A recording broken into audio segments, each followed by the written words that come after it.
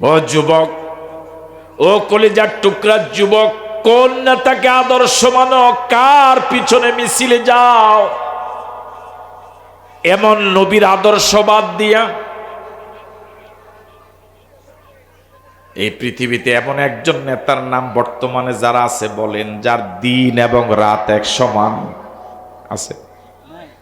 বরং আমাদের অবস্থা হলো, দিনে আমরা খুব দরবেশ, নেতাদের রাতের অবস্থা জনগণ জানলে বড় বিপদ। কথা কয় না কেন? ঠিক নয় কি?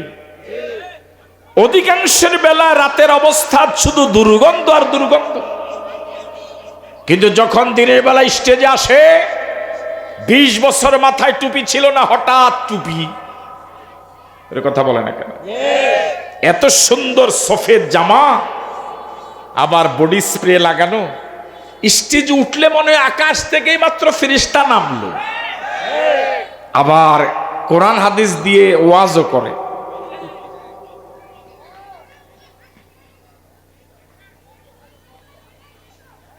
প্রিয় নবী প্রিয়তমা স্ত্রীদেরকে ডেকে বললেন, প্রিয়তমা, আমার দিনের সংবাদ আমার সাহাবায়ে কেরাম জানে, আমার রাতের কথা আমার সাহাবায়ে কেরাম জানে না।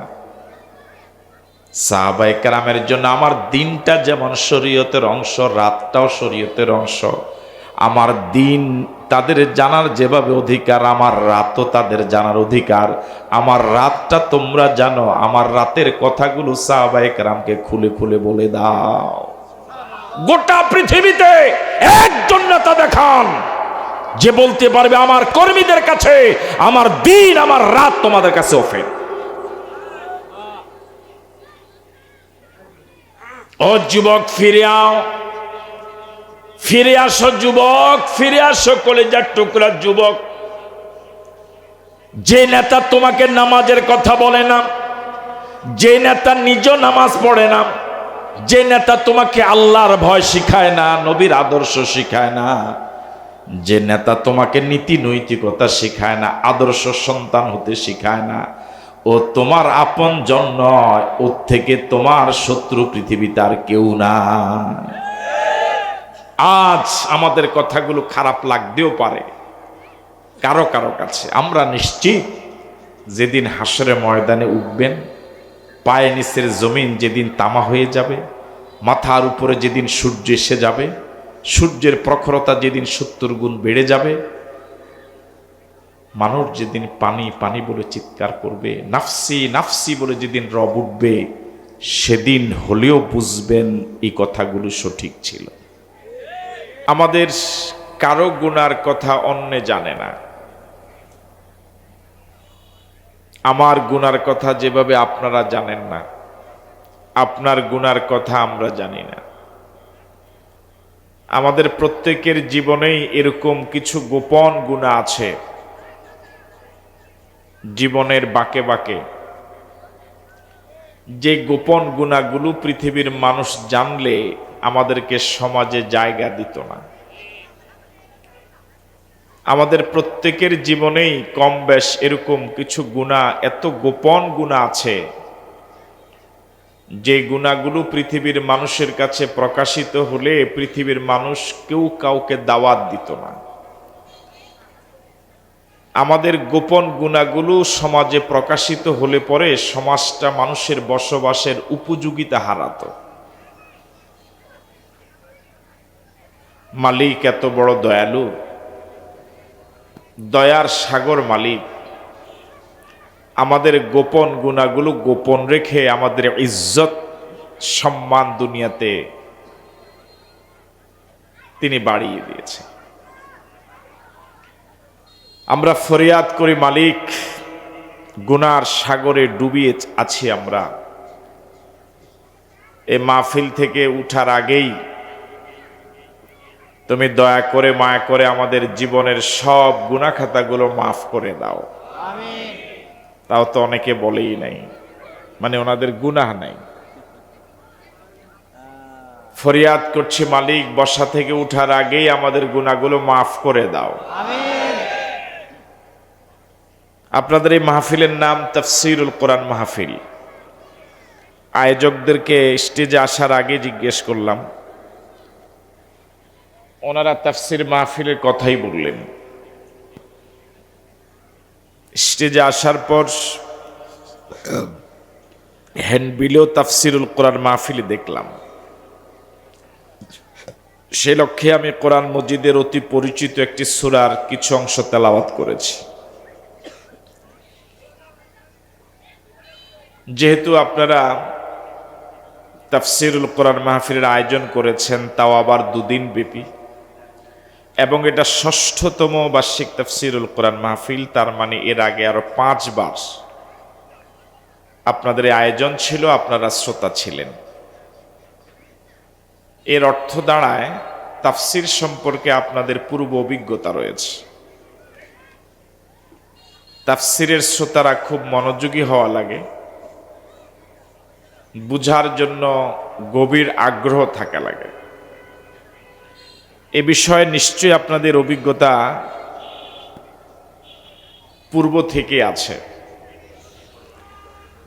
সে লক্ষ্যে আমরা যে সূরা থেকে তেলাওয়াত করেছি, মালিকের কাছে তৌফিক কামনা করি আল্লাহ রাব্বুল আলামিন যেন এই বিষয়ে কিছু কথা বলার জন্য আমাদেরকে তৌফিক দান করেন। ওমা তৌফিক ইল্লা বিল্লাহ। সুবহানাকা লা ইলমা লানা ইল্লা মা আল্লামতানা ইন্নাকা আনতাল আলিমুল হাকিম। রাব্বিশ রাহ লি সাদরি ওয়া ইয়াসসির লি আমরি ওয়াহলুল উকদাতাম মিন লিসানি ইয়াফকাহু কওলি। আমরা যে সূরা থেকে তেলাওয়াত করেছি, সূরাটির নাম আল কলম। মানুষ লেখে যেটা দিয়ে, এটাকে আপনারা সহজভাবে যেভাবে উচ্চারণ করেন ঠিক এরকম, কলম। বলুন তো সূরাটির নাম? কলম। 3 জনে বলছে। এই হলো তাফসিরের আয়োজন এবং তাফসিরের শ্রোতা। মাশাআল্লাহ, অনেক যুবকও আছে, কিন্তু জবাব দেওয়ার ক্ষেত্রে ওরা 100 বছরের বৃদ্ধকে হার মানিয়ে ফেলেছে। সূরার নাম আবার বলুন। এই সূরাতে আয়াত রয়েছে 52টি, রুকু রয়েছে 2টি। এই সূরার ক্রমিক নাম্বার 68। সূরাটি মাক্কি। আমি আরেকবার বলি, মনোযোগী হয়ে শুনুন। সূরাটির নাম কলম, আয়াত 52, রুকু 2, ক্রমিক নাম্বার 68। সূরাটি মাক্কি। জবাব পাওয়া যাবে ইনশাআল্লাহ। বলুন তো সূরার নাম? ও বলে না ওনারা। সূরার নাম, আয়াত, রুকু, ক্রমিক নাম্বার। সূরাটি মাক্কি না মাদানী? আসলে যুবক ছাড়া কোনো মজলিসে জমে না। দেখেন এখন যুবকরা জবাব দেওয়া শুরু করছে, এখন আওয়াজ সবাই দেওয়া শুরু করছে। আলহামদুলিল্লাহ। কোনো এলাকার যুবকরা যদি সমাজ পরিবর্তনের সিদ্ধান্ত নেয়, ওই এলাকা পরিবর্তন না হয়ে পারে না, ঠিক না? তো 52 আয়াত সম্বলিত এই সূরাটি আল্লাহ রাব্বুল আলামিন কখন নাজিল করলেন? এখন আমরা আলোচনা করব এই সূরাটির শানে নুজুল, যাকে তাফসিরের ভাষা শানে নুজুল বলে, বাংলায় ঘটনা বা প্রেক্ষাপট বলে, ইংরেজিতে ব্যাকগ্রাউন্ড বলে। এই সূরাটি নাজিল হওয়ার কারণ, আমাদের প্রিয় নবী মুহাম্মদুর রাসূলুল্লাহ সাল্লাল্লাহু আলাইহি ওয়াসাল্লাম 40 বৎসর পর্যন্ত মক্কার লোকদের চোখের সুরমা ছিলেন, মাথার তাজ ছিলেন, জনপ্রিয়তা ছিল আকাশচুম্বী। প্রিয় নবীর এত প্রশংসা মক্কার লোকেরা করেছে এই 40 বৎসরে। মক্কার অলিতে গলিতে, শহরে বন্দরে, পথে প্রান্তরে, হাটে বাজারে, সর্বত্রই প্রিয় নবীর শুধু প্রশংসা প্রশংসা।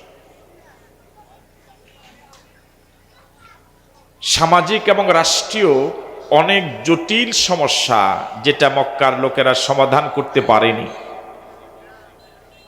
আব্দুল্লাহর এতিম ছেলে নবী মুহাম্মদ সাল্লাল্লাহু আলাইহি ওয়াসাল্লাম এরকম অনেক জটিল সমস্যার সমাধান করেছেন, ভূমিকা রেখেছেন। এত জনপ্রিয় ছিলেন প্রিয় নবী তাদের কাছে, মক্কার লোকদের কাছে প্রিয় নবী এত আস্থাশীল ছিলেন, বিশ্বস্ত ছিলেন, আমানতদার ছিলেন।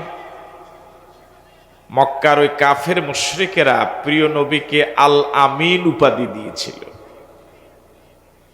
আল আমিন মানে পরম বিশ্বস্ত। মক্কার কাফের এবং মুশরিকেরা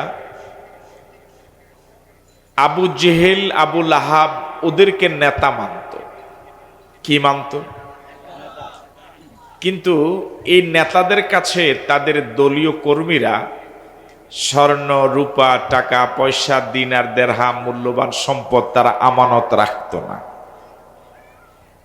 মনোযোগ আছে আপনাদের?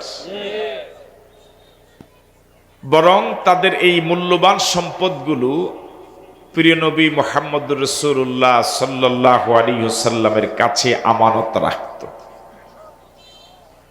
এবার আপনাদের কাছে প্রশ্ন, ওরা নেতা মানত আবু জেহেলকে, কিন্তু আবু জেহেলের কাছে সম্পদ আমানত রাখত না। তার কারণটা কি? আমার কথা কি বুঝেন আপনারা? ওরা নেতা মানত কাকে? যারা জব দেন তাদের আত্মীয় লাগে মনে হয় আবু জেহেল। ওরা নেতা মানত কাকে? আবু জেহেলের কাছে ওরা টাকা পয়সা আমানত রাখতো? কেন রাখতো না? এটা বলতে এরকম দেরি হলো কেন? আবু জেহেল বিশ্বস্ততার প্রশ্নে উত্তীর্ণ ছিল না। কর্মীদের কাছে আবু জেহেল আমানতদার হিসেবে পরিচিত ছিল না।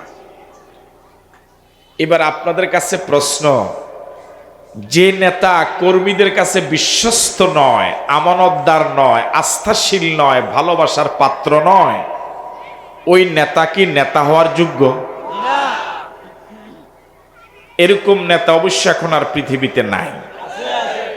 না, মনে হয় না। থাকলেও আমাদের প্রিয় বাংলাদেশে মোটেও নাই। আছে? কি নির্লজ্জ, কি বেহায়া, কি বেশরম! আমার কর্মীরা আমাকে বিশ্বস্ত মনে করে না, আমানতদার মনে করে না, আস্থাশীল মনে করে না, আমি আবার নেতা। এটা কি লজ্জার কারণ না?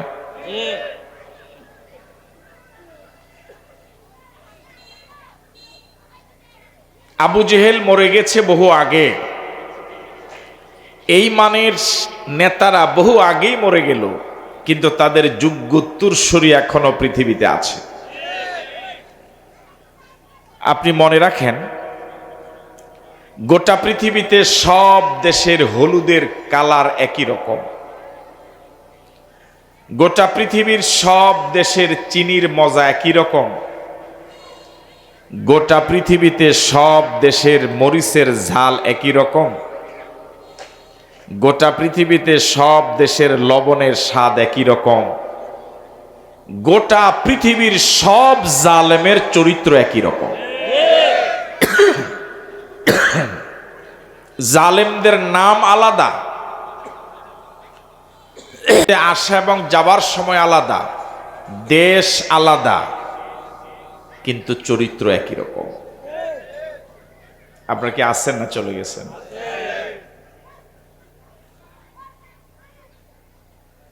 প্রিয় নবী মুহাম্মদুর রাসূলুল্লাহ সাল্লাল্লাহু আলাইহি ওয়াসাল্লামের কাছে তারা টাকা পয়সাগুলো আমানত রাখত। কি আস্থাশীল ছিলেন! নেতা তো তিনি হবেন যার নাম শুনলে দেশের জনগণ শ্রদ্ধা জাগাবে, যার নাম শুনলে জনগণ তাকে আমানতদার মনে করবে। নেতা তো তিনি, জনগণ যাকে তাদের হৃদয়ে জাগা দেয়, ভালোবাসার গভীরে জাগা দেয়।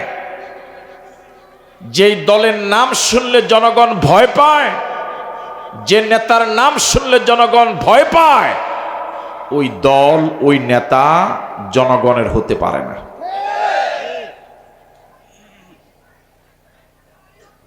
আপনার নাম শুনলে মানুষ আপনাকে ভয় পাবে, এই জীবন থেকে মরে যাওয়া ভালো।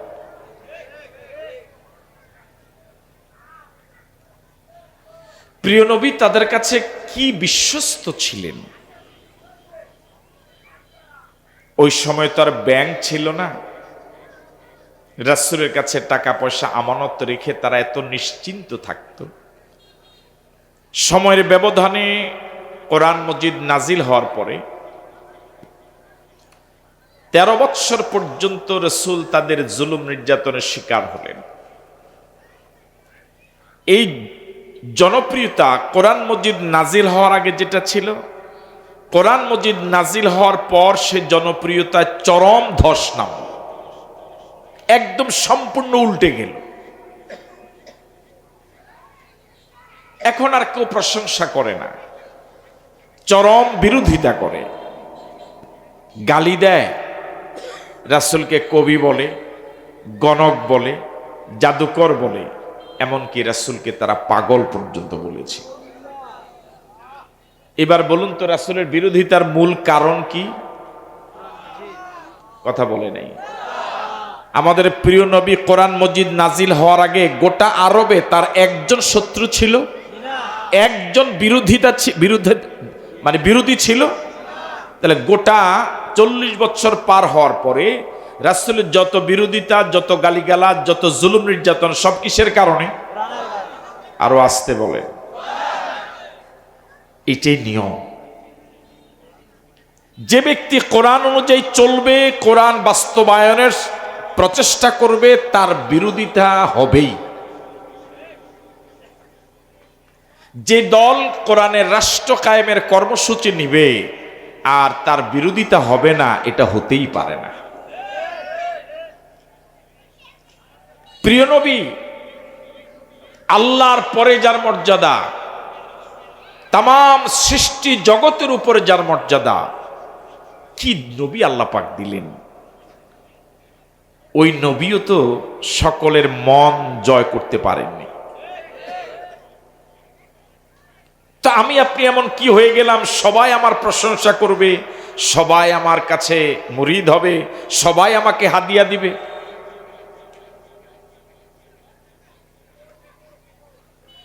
এত ইজ্জতওয়ালা নবী দুনিয়ার জমিন থেকে কদম বের করেছেন আর সে আজিমে চলে গেলেন।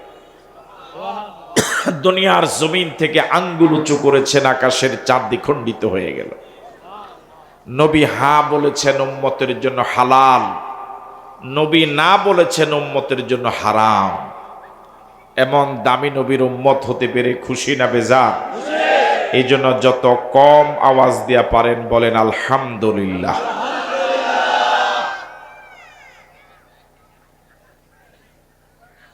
রাসূল করিম সাল্লাল্লাহু আলাইহি ওয়াসাল্লাম এত আমানতদার ছিলেন, এত আস্থাশীল, বিশ্বস্ত ছিলেন।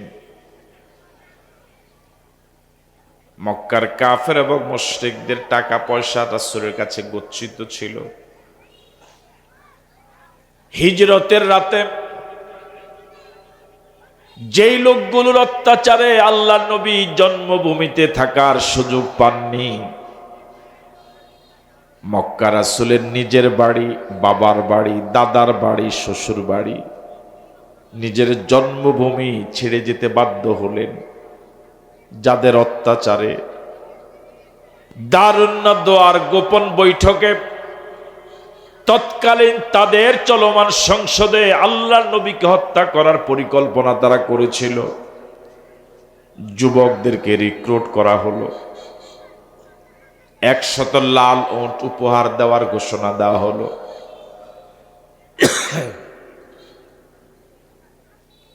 পাওয়া গেল আল্লাহ নবীর হুজরার চারপাশে দাঁড়িয়ে আল্লাহ নবী চাচাতো ভাই আলী রাদিয়াল্লাহু তাআলা আনহুকে ডাকলেন, একটা তালিকা হাতে দিলেন আর বললেন, আমার খাটে আমার চাদর গায়ে দিয়ে শুয়ে থাকো, আর তোমার কাছে যে তালিকা, এই ব্যক্তিদের তালিকা অনুযায়ী এই প্রত্যেক ব্যক্তির এই পরিমাণ আমানত আমার কাছে এতদিন ছিল, আমি চলে যাওয়ার পর এই তালিকা অনুযায়ী তাদের আমানত তাদের কাছে পৌঁছে দিবা। কি নবী! যাদের অত্যাচারে চলে যেতে বাধ্য হলেন, এমন সময়ও তাদের আমানত তাদের হাতে পৌঁছে দেওয়ার বিষয়টা ভুলে যান। সুবহানাল্লাহ। তিনি যদি আদর্শ না হন, তাহলে আদর্শ আর হবে কারা? যারা নিজের সম্পদ, জনগণের সম্পদ, দেশের সম্পদ সম্পূর্ণ লুট করে দেশটাকে একেবারেই ধ্বংসের দ্বার প্রান্তে নিয়ে যায়, ওরাই যদি আদর্শ হয়, তো এ দেশে আযাব গজব আসবে না তো কোন দেশে আসবে? এটা বন্ধ কেন ভাই? ফ্যানটা বন্ধ কেন? না, চালু করবে, বন্ধ কেন? এবার আমরা জানার চেষ্টা করবো। কমাই দেন, একদম কম, এরকম একে দেন, যত কম দেওয়া যায়, যার পরে আর কম নাই। এবার আমরা জানার চেষ্টা করব, কোরআন মজিদ নাজিল হওয়ার আগে যেই লোকদের কাছে রাসূল এত প্রিয় ছিলেন, কোরআন মজিদ নাজিল হওয়ার পরে তারা রাসূলকে পাগল বলা শুরু করলো। বলতেছিলাম শানে নজুলটা, যে যখন তারা রাসূলকে পাগল বলা শুরু করেছে, তখন আল্লাহ রাব্বুল আলামিন বরদাস্ত করেননি। তাদের এই বক্তব্যের জবাবে আল্লাহ রাব্বুল আলামিন 52 আয়াত 2 রুকু সম্বলিত সূরা কলম নাজিল করে রাসূল যে পাগল নন, বরং যারা রাসূলকে পাগল বলেছে তারাই পাগল, এই কথা বলেই 52 আয়াত সম্বলিত সূরাটি নাজিল করেছে। আমি কি কথা বুঝাতে পেরেছি? এবার আমরা জানার চেষ্টা করব রাসূলকে তারা পাগল বলল কেন। এর অনেক কারণ মুফাসসিরগণ তাদের তাফসিরে লিখেছেন, অনেক কারণ। এর ভিতরে প্রথম কারণ হলো, মনোযোগ আছে কি আপনাদের? প্রথম কারণ হলো রাসূলকে পাগল বলার কোনো কারণ নাই, এমনি কয়। বুঝেন নাই মনে হয়? প্রথম কারণ কি? কোনো কারণ নেই। প্রথম কারণ তাও বলে না। প্রথম কারণ কোনো কারণ নেই, বলেন। আরো সহজ ভাষায় যদি বলেন, এমনিই কয়।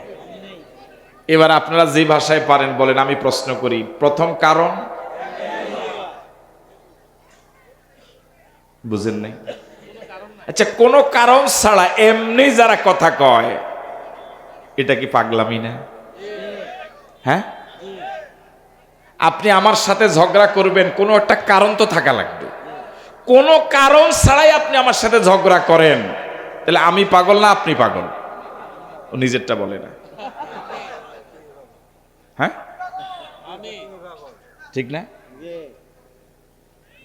আল্লাহর নবীকে তারা পাগল বলেছিল। কেন পাগল বলল, এর অসংখ্য কারণ মুফাসসিরগণ তাদের তাফসিরে লিখলেন।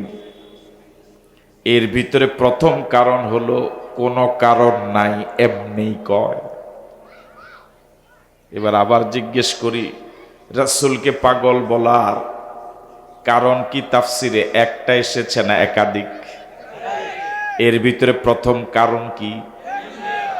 একটু জোরে বললে ভালো লাগবে। কেমনে? কোনো কারণ নেই, উইদাউট। আমি ইংরেজি হারি না, তবে বুঝি কি। এবার আপনাদেরকে জিজ্ঞেস করি, এই চরিত্রের লোক এখন পৃথিবীতে আছে না? কোনো কারণ নাই, হুজুর দেখলেই মেজাজ গরম হয়, এরকম আছে না রে ভাই? আমাদের বাংলাদেশে এখন আর নাই। তো সব খালি আপনারা এই দেশে আছে আছে সব বলেন, আমার কাছে তো মনে হয় না আছে। মানুষের শরীরে যদি চুলকানি থাকে, চুলকানি চিনেন? অ্যালার্জি। আর কি কয়? হ্যাঁ হ্যাঁ, এটা ভালো বলছে। কি? জোরে কন। তো কারো শরীরে যদি কি থাকে? তাহলে এই ব্যক্তি যদি আগুনের কাছে যায়, রোদ্রে যায়, হাঁসের ডিম খায়, গরুর গোশ খায়, চিংড়ি মাছ খায়, ইলিশ মাছ খায়, তাহলে চুলকানি কমে, ঠিক না? কমে না বাড়ে?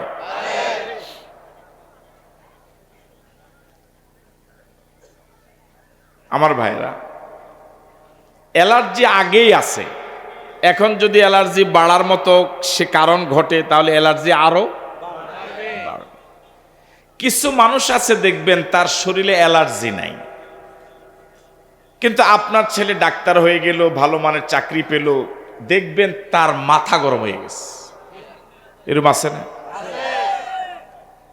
সমাজে এরকম কিছু মানুষ আছে কোনো কারণ ছাড়াই ওলামায়ে কেরাম দেখলে, হক্কানি পীর মাশায়েখ দেখলে, তাফসির মাহফিল দেখলে, রাজপথে নারায়ে তাকবীর স্লোগান শুনলে, বোরকা পরা মহিলা মা বোনদেরকে রাস্তাঘাটে দেখলে, জমিন আল্লাহর আইন চলবে, আল্লাহর এই জাতীয় আলোচনা ওয়াজ মাহফিলে শুনলে তার চুলকানি এমন বাড়ে।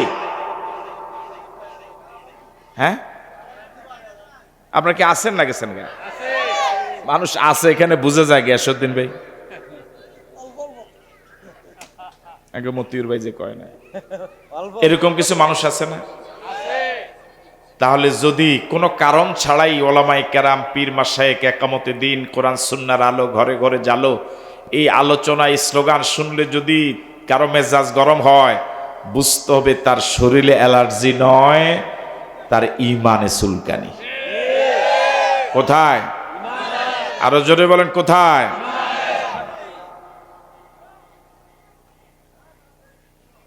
কি অবাক করা কথা!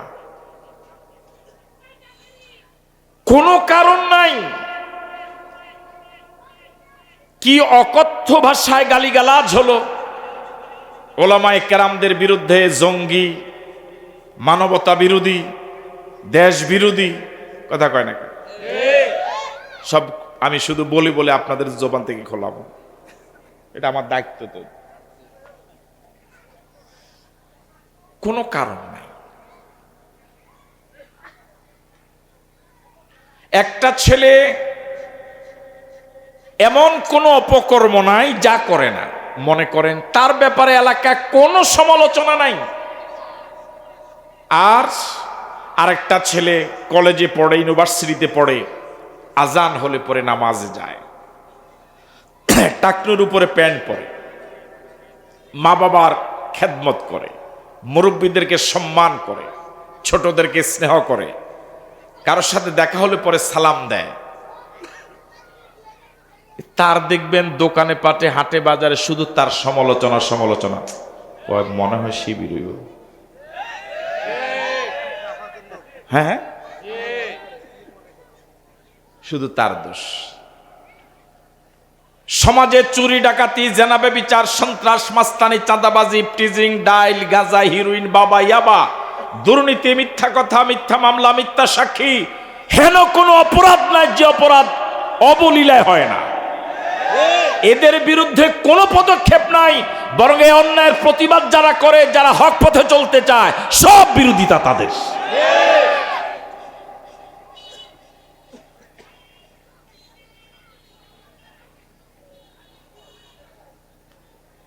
মক্কার কাফের এবং মুশরিকেরা মুহাম্মদুর রাসূলুল্লাহ সাল্লাল্লাহু আলাইহি ওয়াসাল্লামকে পাগল বলেছিল, আল্লাহ সহ্য করেন নাই।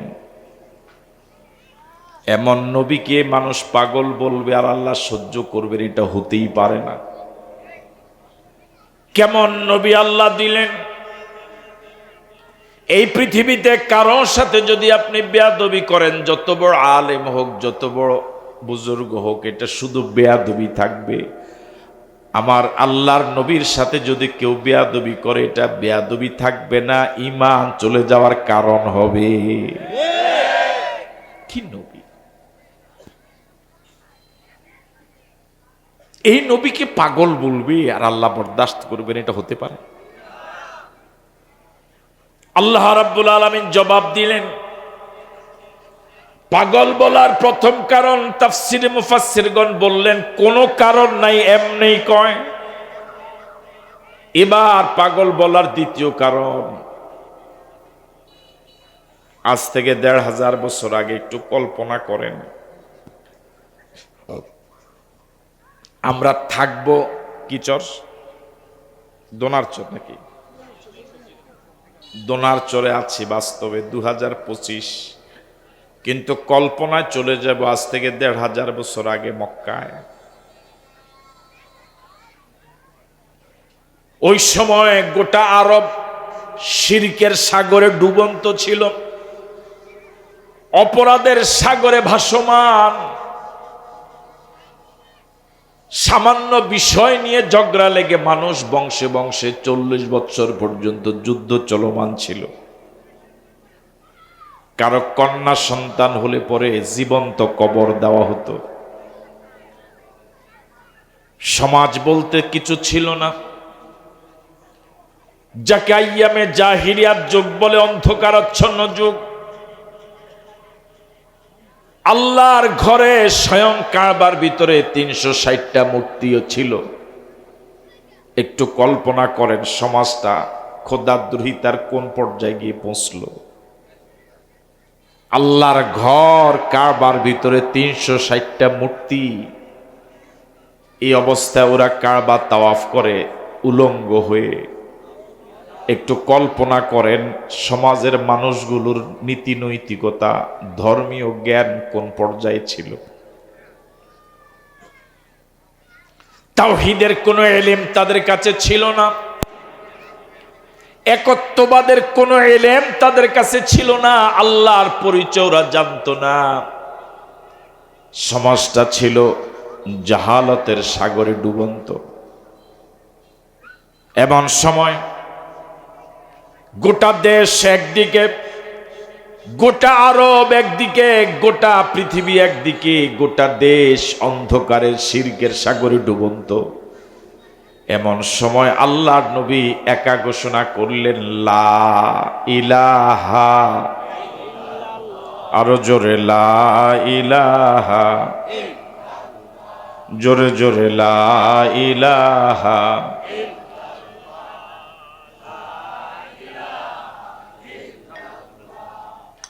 লা ইলাহা ইল্লাল্লাহু মুহাম্মাদুর রাসূলুল্লাহ সাল্লাল্লাহু আলাইহি ওয়াসাল্লাম।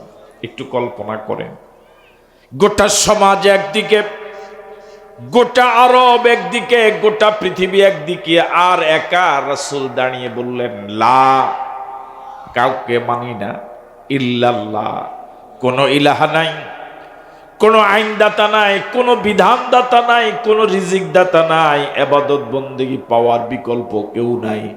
একজন আছেন, যিনি, তিনি কে? আওয়াজ দিয়ে বলুন তো আল্লাহ। আরো জোরে বলুন আল্লাহ। আরেকবার বলুন আল্লাহ। এবার আপনাদের কাছে সচেতন যারা আছেন তাদের কাছে প্রশ্ন, গোটা পৃথিবীর বিরুদ্ধে দাঁড়িয়ে একা ঘোষণা করা, এটা কি দুঃসাহসী কাজ না? হ্যাঁ, এই কাজের সপক্ষে একজনও। এই জন্য গোটা পৃথিবীর বিরুদ্ধে দাঁড়িয়ে একা, কর্মীবিহীন, জনগণবিহীন, সমর্থকবিহীন, এরকম একটা কথা বলার কারণেই এটাকে, কাজটাকে তারা পাগলামি বলেছে, আর যিনি এই ঘোষণা দিলেন তাকে তারা পাগল বলেছে। বুঝতে পারি নাই? আপনারা এখানে একটা দোকানে বসে আছেন, চা খাচ্ছেন। সকাল ৯টায় একটা মিছিল গেল। এই মিছিলের জনসংখ্যা ১০,০০০। কত? ১০,০০০। কিছুক্ষণ পরে মিছিল শেষ হওয়ার ১ ঘন্টা পরে আরেকটা মিছিল গেল। আপনি তখনও দোকানে বসে গল্পে মত্ত। আপনি দেখলেন ১ ঘন্টা পরে একই রাস্তা দিয়ে যে মিছিলটা গেল, ওই নেতার পিছনে মানুষ মাত্র ১০০। মানুষ কত? ১০০। আর ১ ঘন্টা আগে যে মিছিলটা গেল, ওই নেতার পিছনে মানুষ। আপনি দোকানে বসে কি বলবেন? এই পরের যে লোকটা গেল সে পাস করবে? কথা বলে না কেন? ফাঁস নিশ্চিত না ফেল নিশ্চিত? আপনি যেহেতু জানেন ফেল শতভাগ নয় 1000 ভাগ, আপনি কি এখানে বসে বসে দোকানে আরো যারা আছে তাদের সাথে কি বলবেন? তার মতো পাগল। কথা কয় না কেন? কি জন্য টাকাটি খরচ করে, কে তারে ভোট দিব, এই 100 লোক নিয়ে আনি এমপি হইব? ওরে কথা কয় না কেন? আপনার কি আসেন না গেছেন গা? একটু আগে 10,000 লোকের মিছিল, পরে 100 লোকের মিছিল, এই দুই পার্থক্যের কারণে, জনসংখ্যার এই আমূল ব্যবধানের কারণে আপনার মতো সচেতন লোক আপনি বলবেন যে এই কাজটা পাগলামি কাজ। কি কাজ? আর 100 লোক নিয়ে যে এমপি নির্বাচন করবে আপনি তাকে পাগল ছাড়া, ঠিক না? আপনি দোকানে বসে বসে বলবেন যে এর মতো। আপনারা মসজিদে যান মাঝে মাঝে, ও যায় বলে মাঝে মাঝে, আপনার কি আমার প্রতি রাগ? মসজিদে যান জুমাবারে, তা আপনাদের যে মসজিদে জুমা পড়েন এই মসজিদে মুসল্লি 200, সবাই একটা বিষয়ে একমত হলো, আপনি একা, আপনি এই 200 মুসল্লির বিরুদ্ধে গিয়ে আপনি আপনার মত পেশ করলেন যে না আমি আপনাদের সাথে নাই, আমার কাছে মনে হয় এটা আমি এই পক্ষে আছি। ধরে নিলাম তর্কের খাতিরে আপনি একা, আপনার মতটাই সঠিক, কিন্তু এই 200, মাত্র 200 লোক সমাজের লোকদের বিরুদ্ধে গিয়ে এই সঠিক মতামতটা দেওয়ার কারণে এই 200 লোকের তুফের মুখে পড়বেন? কথা কয় না কেন? আপনাকে মানে মাছ এক জায়গায় কাঁটা, সবাই একদিকে, আপনি একেবারে কি হইয়া গেলেন। আর কি কি কইব কনসে দেখি? কথা কর না, 2-1টা কর না, কি কি কইবেন বলবেন না? তৃতীয় উদাহরণ, আপনি আপনার ঘরে, আপনার পরিবারে, একসময় তো পরিবারের সংজ্ঞা ছিল মা বাবা ভাই বোন ছেলে মেয়ে সবাইকে নিয়ে পরিবার। এখন আর পরিবারের সংজ্ঞা নাই। এই সংজ্ঞা থেকে মা বাবা ভাই বোন কি হয়ে গেছে? এখন শুধু আমি আর আমি। কথা কয় না কেন? এখন পরিবারের সংজ্ঞার ভিতরে শুধু আমি আর আমি, নাকি আমি আর তুমি। তো নিজে, নিজের স্ত্রী, ছেলে মেয়ে, ধরে নেন 7 জন সদস্য। এখন দেখবেন মায় যে মতটা দেয়, ছেলে মেয়ে একই মত। বাপ কি হয়ে গেছে? হ্যাঁ, ফেল না? আপনি যত টাকা পয়সা খরচ করেন দেখবেন ছেলে মেয়ে আপনার মতের সাথে সব জায়গা কি হবে না। মায় যেটা কয়, আপনাদের এলাকায় মনে হয় এই রোগ নাই। এখন মার পক্ষে ছেলে মেয়ে সব চলে গেল, আপনি একা, আপনারটাই সঠিক, কিন্তু আপনার ছেলে মেয়ে, আপনার স্ত্রী সহ সবাই বলবে দেখছস নি তোর বাপ কত গাউড়া। কথা কয় না কেন? আপনার আসেন নি এনে, এটা একটা কথা হইল, আমরা সবাই একদিকে, তোর আব্বা একদিকে। আমার ভাইরা, এই যদি 2-3টা উদাহরণ দিয়ে পার্থক্যটা বুঝাবার চেষ্টা করলাম যে সমাজের বিরুদ্ধে গিয়ে, মিছিলের লোক সংখ্যা কম হওয়ার ক্ষেত্রে, পরিবারের সবার বিরুদ্ধে গিয়ে আপনি আপনার সিদ্ধান্ত বাস্তবায়ন এই যোগও করতে পারবেন না। 10,000 লোকের মোকাবেলায় 100 লোক নিয়ে আপনি বিজয় অর্জন করতে পারবেন না। আর আজ থেকে 1,500 বছর আগে গোটা দেশ একদিকে, গোটা পৃথিবী একদিকে, রাসূল একা একদিকে, রাসূলের সাথে একজনও নাই, রাসূলের সমর্থক একজনও নাই। এই আন্দোলন, এই কর্মসূচি কখনো সফল হবে এটা কল্পনা করা যায়? মাত্র কয়জন? এই জন্যে মক্কার লোকেরা তখন বলেছিল এই কাজ গোটা দেশের বিরুদ্ধে গিয়া লা ইলাহা ইল্লাল্লাহর এই দাওয়াত, এটা ফাগলামি ছাড়া। আমি কি কথা বুঝাতে পারলাম? আমাদের দেশেও এখন এই অবস্থা আছে না নাই? এখন অবশ্যই অবস্থা নাই না, এখন আর এই অবস্থা নাই। এখন কিন্তু এতদিন যাদেরকে বলা হতো যে না আমার মনে টানে না, এখন কিন্তু ওই আলেম ওলামার ব্যাপারেই এত ভয় ঢুকছে যে না এরাই চেয়ারে চলে যাবে ইনশাআল্লাহ। বুঝাতে পারি নাই? একটা সময় আশঙ্কা করছে, না কি এর কোনায়, হ্যাঁ। কিন্তু এখন আমূল পরিবর্তন হয়েছে না হয় নাই? ইনশাআল্লাহ। আপনি কি কল্পনা করেছেন যে যারা ঘরে কথা বলতে পারতো না, বাহিরে যেতে পারতো না, বিয়ের অনুষ্ঠানে গেল পুলিশে ধরে, বসে কোরআন হাদিস পড়লো, সেখান থেকে ধরে নেওয়া হয়। যাদের স্বাধীনতা ছিল না, ঘরে থাকার সুযোগ ছিল না, যাদের জন্য গোটা দেশটা ছিল উন্মুক্ত জেলখানা, এরাই এখন সম্ভাবনাময়। এটা কি আল্লাহর দয়া নয়? এটাকে 1 থেকে 1.5 বছর আগে কল্পনা করা যেত?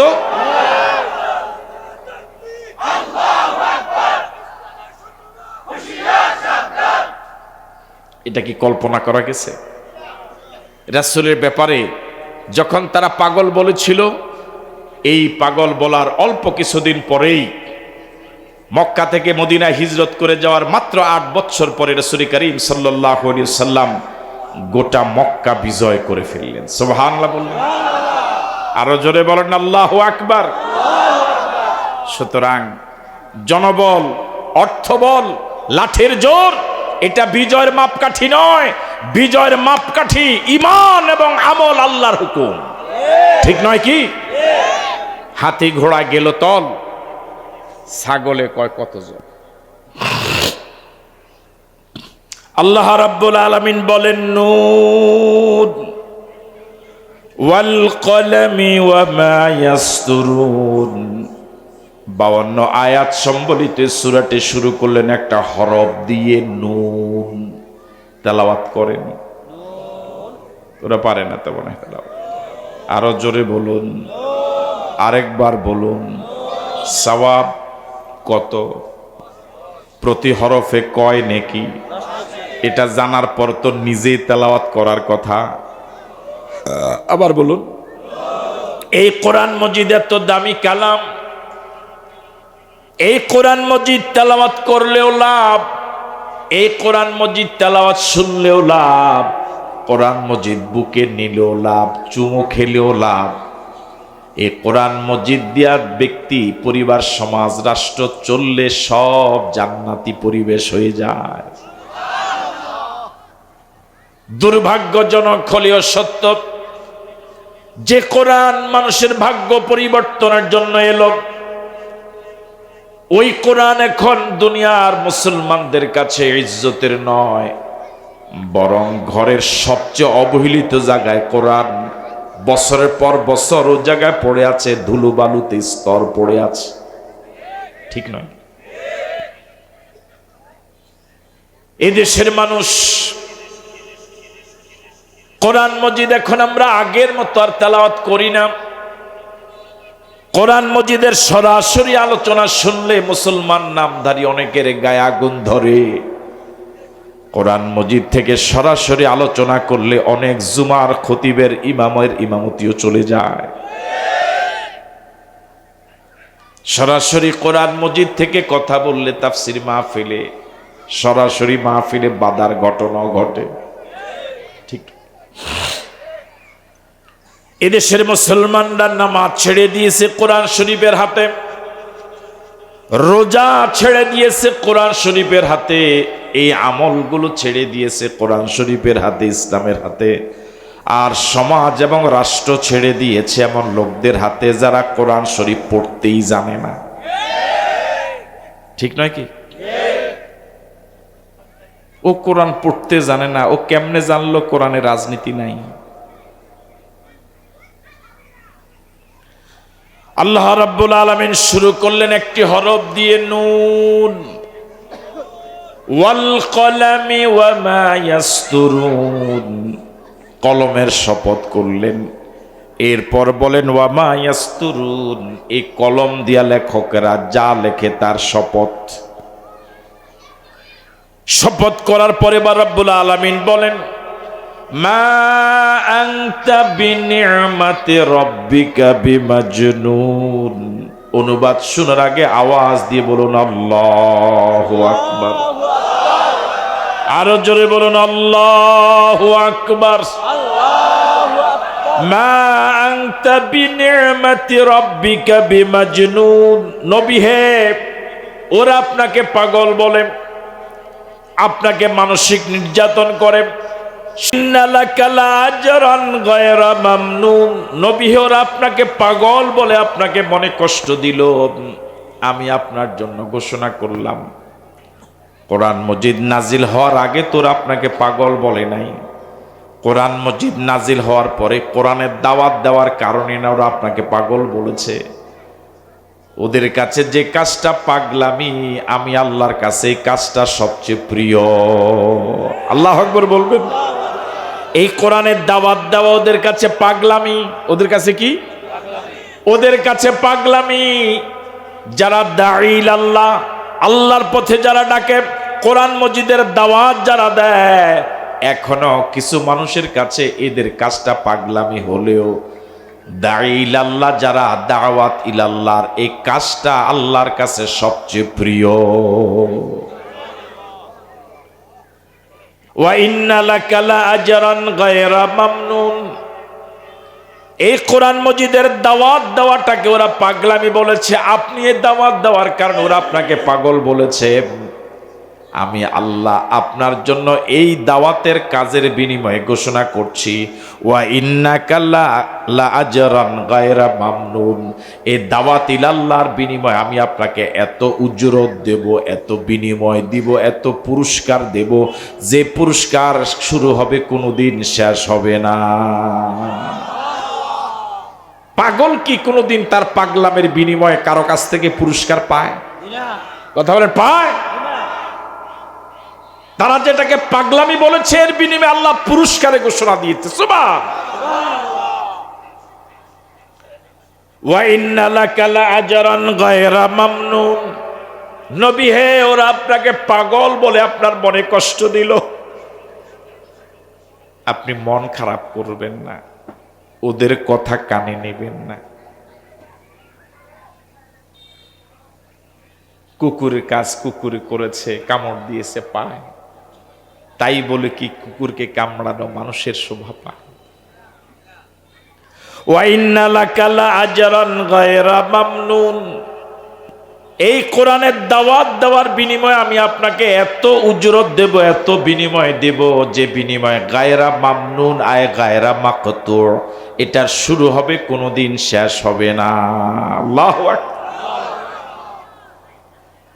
এখনো যারা কোরআনের দাওয়াতকে পছন্দ করে না, মেজাজ গরম করে, তাফসির মাহফিল শুনলে মন গরম করে, কথা কয় না? ওই দিন এক জায়গায় কোরআন শরীফের এক সূরা থেকে আলোচনা করছিলাম, গ্যাসের দিন। তো একজনে আয়োজকরে কইতেছে, কয় হুজুরে ক সূরা আরোগ্য দৈত্য বুঝেন নাই? আমারে বাংলাটা মনে বুঝেন নাই। মানে এক সূরা থেকে তাফসির চলছিল, তো তাফসিরের সময় ওই এক নেতায় ফোন দিয়ে আয়োজক করে বলতেছে, কয় সূরা চেঞ্জ করতে, কয় সূরা এটার ভিতরে যা কয়টা আমগো গাত পড়ে আরেকটা সূরা ধরতে কয়। তো এটা তো আমি ওয়াজের পরে শুনলাম। তো আমি বললাম যে সূরা কোনটা ধরলে এর গায়ে ফুটবে না, এটা যদি হে দেখাই দিত।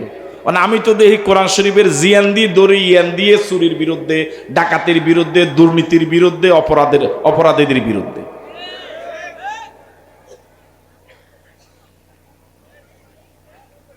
ওয়া ইন্নাকা লাআলা খুলুকিন আযীম। ওয়া ইন্নাকা লাআলা খুলুকিন আযীম। নবী হে, ওরা আপনাকে পাগল বলে, আর আমি আল্লাহ আপনার ব্যাপারে কি বলি সেটা শুনুন। ওদের কথা কান দেওয়া দরকার নাই। ওয়া ইন্নাকা লাআলা খুলুকিন আযীম। আপনাকে আমি আল্লাহ সবচেয়ে উন্নত উত্তম চরিত্রের আধার বানিয়েছি।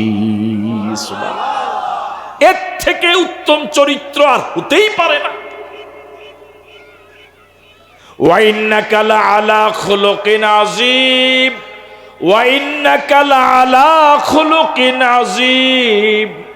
নবী হরা আপনাকে পাগল বলে, আর আমি আল্লাহ বলি আপনি সর্বোত্তম চরিত্রের আধার। ও যুবক, ও কলিজার টুকরা যুবক, কোন নেতাকে আদর্শ মানো, কার পিছনে মিছিলে যাও? এমন নবীর আদর্শ বাদ দিয়া এই পৃথিবীতে এমন একজন নেতার নাম বর্তমানে যারা আছে বলেন, যার দিন এবং রাত এক সমান আছে? বরং আমাদের অবস্থা হলো, দিনে আমরা খুব দরবেশ, নেতাদের রাতের অবস্থা জনগণ জানলে বড় বিপদ। কথা কয় না কেন? ঠিক নয় কি?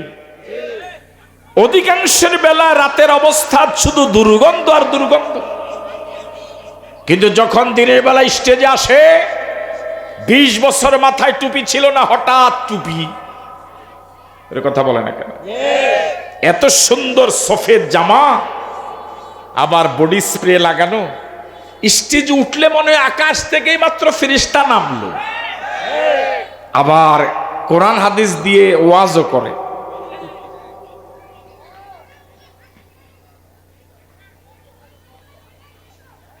প্রিয় নবী প্রিয়তমা স্ত্রীদেরকে ডেকে বললেন, প্রিয়তমা, আমার দিনের সংবাদ আমার সাহাবায়ে কেরাম জানে, আমার রাতের কথা আমার সাহাবায়ে কেরাম জানে না। সাহাবায়ে কেরামের জন্য আমার দিনটা যেমন শরীয়তের অংশ, রাতটাও শরীয়তের অংশ। আমার দিন তাদের জানার যেভাবে অধিকার, আমার রাতও তাদের জানার অধিকার। আমার রাতটা তোমরা জানো, আমার রাতের কথাগুলো সাহাবায়ে কেরামকে খুলে খুলে বলে দাও। গোটা পৃথিবীতে একজন নেতা দেখান যে বলতে পারবে আমার কর্মীদের কাছে আমার দিন আমার রাত তোমাদের কাছে ওপেন। ও যুবক, ফিরে আও, ফিরে আসো যুবক, ফিরে আসো কলেজার টুকরা যুবক। যে নেতা তোমাকে নামাজের কথা বলে না, যে নেতা নিজ নামাজ পড়ে না, যে নেতা তোমাকে আল্লাহর ভয় শিখায় না, নবীর আদর্শ শিখায় না, যে নেতা তোমাকে নীতি নৈতিকতা শিখায় না, আদর্শ সন্তান হতে শিখায় না, ও তোমার আপন জন নয়, ওর থেকে তোমার শত্রু পৃথিবীতে আর কেউ না। আজ আমাদের কথাগুলো খারাপ লাগতেও পারে কারো কারো কাছে। আমরা নিশ্চিত যেদিন হাসরের ময়দানে উঠবেন, পায়ের নিচের জমিন যেদিন তামা হয়ে যাবে, মাথার উপরে যেদিন সূর্য এসে যাবে, সূর্যের প্রখরতা যেদিন 70 গুণ বেড়ে যাবে,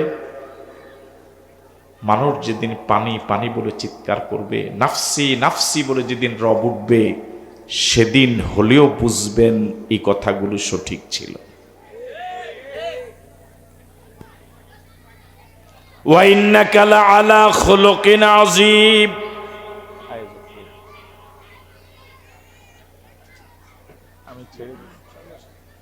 আমি ছেড়ে দিচ্ছি 5 মিনিট পরে। ওয়া ইন্নাকা লাআলা খুলুকিন আযীম। নবী, আপনি সর্বোত্তম চরিত্রের আধার। আমাদের দেশে সব চরিত্র ভালো হয়ে যায় নির্বাচনের একটু আগে। আপনারা গেছেন গা? দেখেন আসেনি ওনারা? আছে, আওয়াজ দিয়ে। অমুক ভাইয়ের চরিত্র, কথা কয় না কেন, ফুলের মতো। এটা কখন শুরু হয়? আপনার চরিত্র ফুলের মতো না ময়লার মতো, এটা তো জনগণকে এভাবে মিছিল করে জানাবার বিষয় না।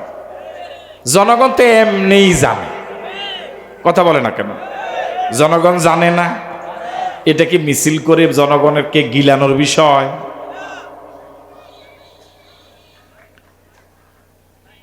ফাসাতুবসিরু ওয়া ইউবসিরুন। এবার আল্লাহ রাব্বুল আলামিন বলেন, নবী হে, ধৈর্য ধরুন। ফাসাতুবসিরু, চিরে আপনি দেখবেন, ওয়া ইউবসিরুন, এরাও দেখবে যারা আপনাকে পাগল বলেছিল। ও চিরে আপনিও দেখবেন, এরাও দেখবে। বেআইয়িকুমুল মাফতুন, আসলে পাগলামি কাদের ভিতরে। কি থ্রেট দিলেন আল্লাহ! সঙ্গে দিয়ে দিলেন, কি থ্রেট দিলেন আল্লাহ! আমার নবীকে পাগল বলে এভাবে ছাড়া পেয়ে যাবে, এটা হতে পারে না। নবীর ওয়ারিসদেরকে গালিগালাজ করে পাগল বলে, দেশ বিরোধী বলে, মানবতা বিরোধী বলে এভাবে ছাড়া পেয়ে যাবে, এটা হতে পারে না। খুব অচিরেই পৃথিবীবাসী দেখবে বিআইয়িকুমুল মাফতুন আসলে পাগলামি কাদের ভিতরে ছিল। দেখে নাই? কথা বলে না কেন? ওনারা কি বুঝে কিছু? দেখে নাই? সুতরাং গোলামি করব আল্লাহর, আর আদর্শ মানব মুহাম্মদুর রাসূলুল্লাহ। দুনিয়ার শান্তি, পরকালের মুক্তির জন্য আল্লাহর কসম, কোন মানুষের আদর্শ, কোন তন্ত্র মন্ত্র দিয়ে দুনিয়ার মানুষের সুখ শান্তি আসবে না, আসবে না এবং আসবে না। বর্তমান পৃথিবীর 810 কোটি মানুষ সবাই মিলে যদি শান্তি শান্তি বলে রক্তবমি করে, এক ফোঁটা শান্তি আসবে না। অশান্ত পৃথিবীকে শান্তির পৃথিবী বানাবার জন্য এই কোরআন মজিদের বিকল্প নাই। আমরা কি চাই আমাদের প্রিয় বাংলাদেশ আল্লাহর কোরআন দিয়ে চলুক? এটাকে আমরা সবাই চাই। কারা কারা চাই হাতটা তুলে দেখানো যায়?